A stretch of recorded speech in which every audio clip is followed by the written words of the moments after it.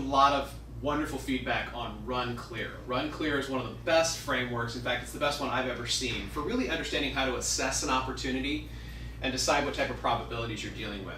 But sometimes we're asked the question, okay, of all of the aspects of Run Clear, what is the most important? What is the one that people miss most frequently?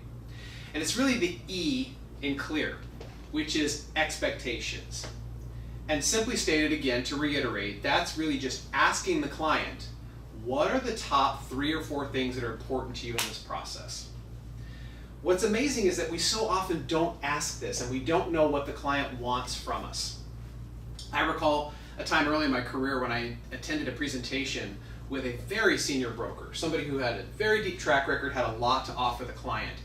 And he spent about 45 minutes talking about a complex debt structure that the client could use to leverage their portfolio and grow significantly.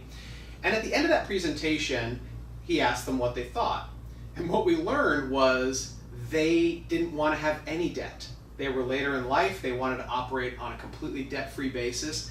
And I remember at a very young age that struck me that there's a couple things that happened there. Number one, we completely missed the mark. So we had spent 45 minutes talking about something that the client didn't even care about. In fact, it was worse than not caring about it. They were actually averse to the idea of having debt.